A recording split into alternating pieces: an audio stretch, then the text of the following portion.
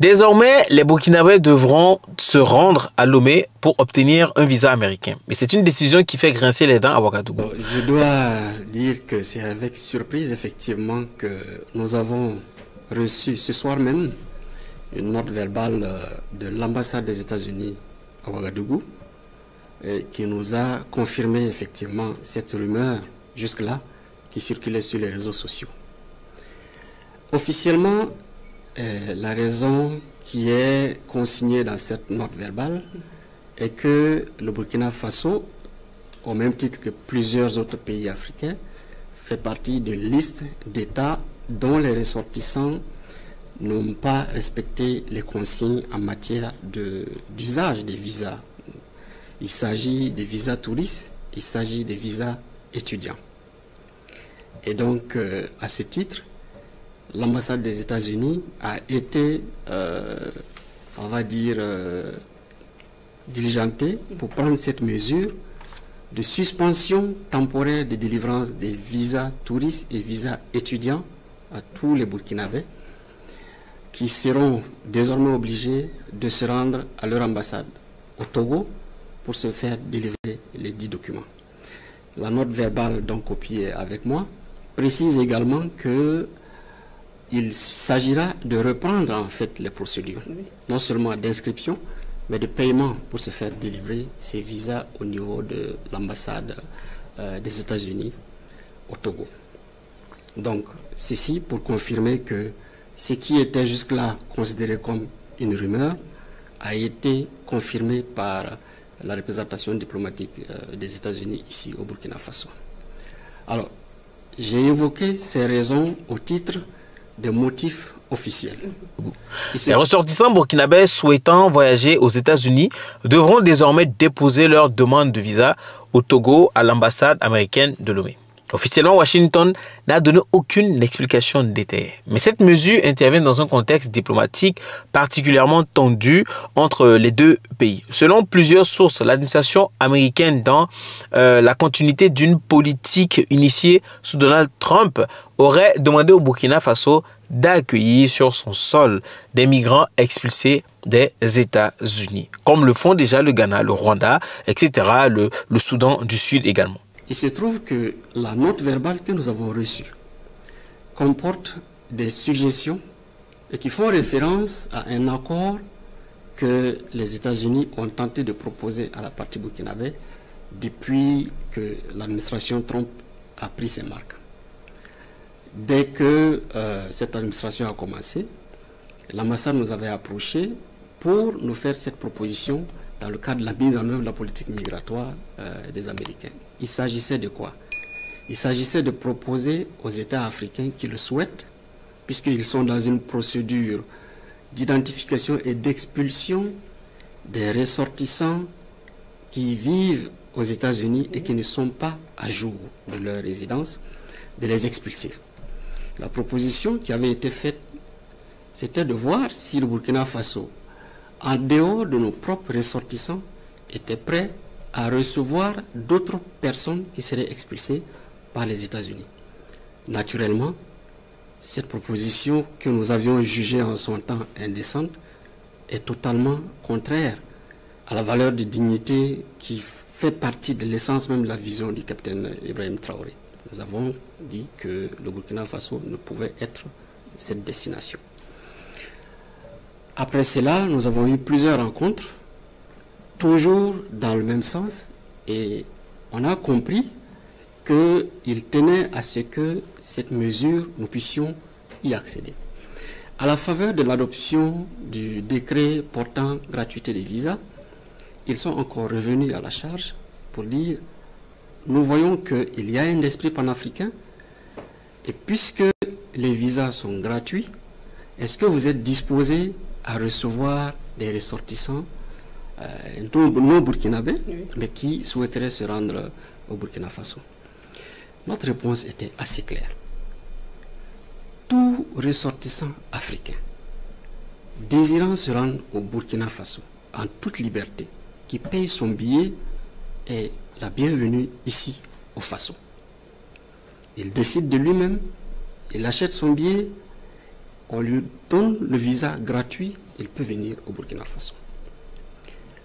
Des ressortissants qui sont sous des injonctions de choisir une destination, parce que nous sommes un pays à visa gratuit, nous ne saurons être une destination de déportation. Cette vision était assez claire. Le Burkina Faso est une destination. Le Burkina Faso n'est pas une terre de déportation. Et nous avons précisé cela en disant que la décision du capitaine Ibrahim Traoré, qui a consisté à offrir l'hospitalité à tous les Africains, ne saurait être assimilée à une opportunité pour un pays tiers de se débarrasser de certaines populations que ce pays considère comme indésirables. Nous restons une terre d'accueil, une terre ouverte à tous les Africains, tant qu'ils le souhaitent, ils prennent la décision de venir en toute liberté. Rien qu'hier, j'ai eu une audience avec l'ambassade des États-Unis, audience au cours de laquelle nous sommes encore revenus sur cette question. Ça faisait la énième fois qu'on en discutait, parce que lorsque j'étais à l'Assemblée générale des Nations unies à New York, j'ai eu à échanger avec le sous-secrétaire d'État chargé de cette question, et qui est encore revenu sur l'opportunité de la gratuité des visas qu'il pouvait utiliser pour nous faire cette offre. Nous avons répété la même chose. Alors, il est curieux que ce soit à la confirmation pour la énième fois de notre refus de recevoir des ressortissants indésirables, le fait de considérer notre pays comme une terre de déportation, ce qui est indigne et indécent, que ce soit seulement juste après que cette décision soit prise. Donc vous comprendrez avec moi que le lien est vite établi. Une proposition que Ouagadougou a catégoriquement rejetée, refusant que son territoire serve, selon ces mots, de terre de déportation. Et cette fermeté du gouvernement burkinabé n'aurait pas plu à Washington. Et même si aucune sanction officielle n'a été annoncée, la décision de transférer la procédure de visa américain à Lomé ressemble fort à une réponse diplomatique déguisée. Et pour de nombreux observateurs, ce déplacement administratif n'est pas anodin. Il illustre la dégradation progressive des relations entre le Burkina Faso et les États-Unis dans un contexte où Ouagadougou a nettement réorienté sa politique étrangère vers des partenaires alternatifs, notamment avec la Russie. Alors, cette mesure complique la vie des citoyens burkinabés qui devront désormais se déplacer à l'étranger pour toute demande de visa américain. Mais elle traduit aussi un tournant, celui d'un Burkina qui revendique sa souveraineté diplomatique, quitte à s'attirer le courroux de certaines puissances occidentales. S'agit-il d'une mesure de pression? S'agit-il d'un chantage? Dans tous les cas, il est important de préciser que dans la vision de la révolution progressiste populaire, le Burkina Faso est une terre de dignité, et le Burkina Faso restera une terre de dignité, une destination et non pas une terre de déportation. Alors, Monsieur le ministre, justement, nous avons appris la visite prochaine, en fin octobre, d'afro-descendants vers le Burkina, ou pour dire au Burkina. Est-ce que cette visite a un lien avec cette décision qui vient d'être prise par les autorités américaines? Je dirais clairement non. Et comme vous pouvez le savoir, nous avons été surpris de cette mesure qui est venue subitement après notre refus catégorique de recevoir des personnes qui sont jugées indésirables. Ce n'est pas pour les qualifier comme des personnes indésirables. C'est lié au fait que la politique actuelle du gouvernement en place, malheureusement, voit en chaque ressortissant étranger un danger, ce qui est très grave. Et c'est ce que nous avons répété à la représentation américaine, que parmi ces gens, il y a beaucoup d'Africains, beaucoup de Latino-Américains, beaucoup de non-Américains qui résident là-bas, qui ont sacrifié leur vie et qui ont participé à la construction de la paix et à l'économie des États-Unis. Ils ont fait tout ce qu'il y a comme boulot. Ils ont vidé les égouts, ils ont balayé les rues, ils se sont occupés des personnes âgés, dans les maisons de retraite. Ils ont travaillé dans tous les services pour offrir aux Américains une vie décente. Ces gens sont aujourd'hui identifiés comme indésirables du fait qu'ils sont rentrés illégalement sur le territoire. C'est une mesure souveraine, certes. C'est une mesure souveraine, certes, mais cette mesure ne peut être, on va dire, le motif principal pour juste identifier des destinations quelconques en Afrique et aller les déposer. Donc, pour revenir à la question des afrodescendants, oui. Les afrodescendants qui souhaitent venir au Burkina Faso sont des frères et sœurs qui souhaitent renouer avec leur propre histoire, partir à leur propre rencontre. Ils ont vu au Burkina Faso une terre à laquelle ils s'identifient. Ils viennent ici par amour et beaucoup d'entre eux souhaitent s'établir au Burkina. Je dois préciser que beaucoup s'attendent à acquérir la nationalité burkinabé. Et nous sommes en train de travailler à préparer ce séjour. Donc, ces gens viennent librement. Il ne s'agit pas de gens qui sont sous la contrainte de choisir une destination. À ne pas confondre. À ne pas confondre. À ne pas confondre. Et toute personne qui prendra la décision de venir librement, qui n'est pas obligée de rester dans un périmètre défini par un État tiers, de dire, vous êtes obligé de quitter, maintenant voilà une liste de pays parmi lesquels vous devez choisir votre destination. Ces gens peuvent venir tranquillement ici. Donc c'est deux choses différentes et nous travaillerons toujours à rester une terre d'accueil pour toutes ces personnes. Mais comme je le dis, nous ne sommes pas une terre de déportation. Donc c'est assez clair. Et je rassure nos frères et sœurs afrodescendants qui planifient effectuer un séjour au Burkina Faso, qu'ils seront toujours chez eux ici et que nous prendrons les mesures pour qu'ils se sentent effectivement en africain, qu'ils se sentent sur une terre de dignité.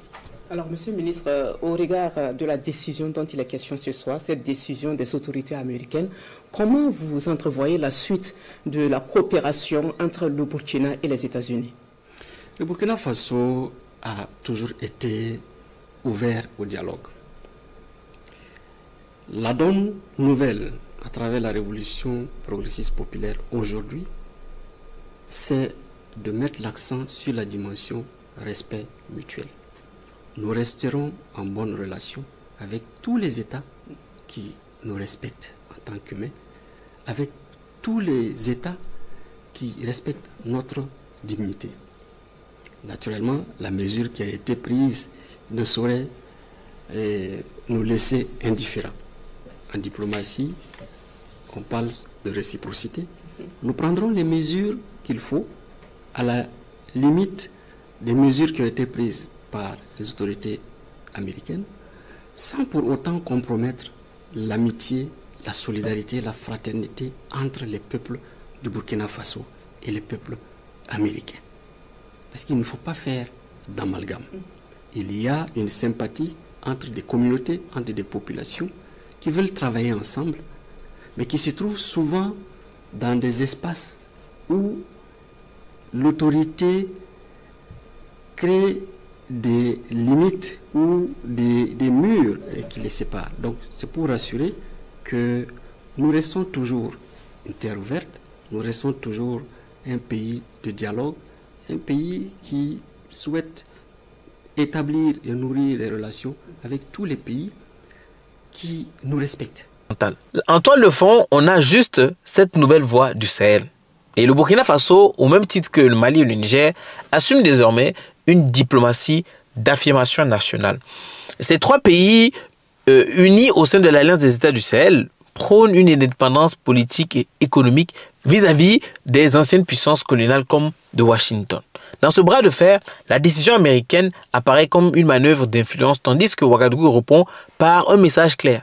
Le Burkina Faso ne sera plus un État docile. Alors derrière une simple suspension administrative, c'est une bataille diplomatique qui se joue. Washington parle de régulation migratoire, Ouagadougou y voit une atteinte à la dignité nationale. Et dans ce duel feutré, c'est tout un symbole qui se dessine, celui d'un Burkina nouveau qui décide de ne plus plier face au diktat extérieur. Et ce, quel que soit le prix.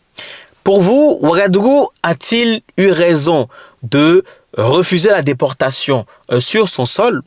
Est-ce que les États-Unis ont le droit de réagir de la sorte? Dites-moi ce que vous pensez en commentaire. Vous avez bien entendu l'intervention du ministre des Affaires étrangères et qui a bien expliqué la situation qui n'était pas vraiment claire. Dites-moi ce que vous pensez, j'ai bien envie de vous lire. Et surtout, n'hésitez pas à vous abonner, à activer la cloche de notification pour ne rater aucune de mes prochaines vidéos. À la prochaine.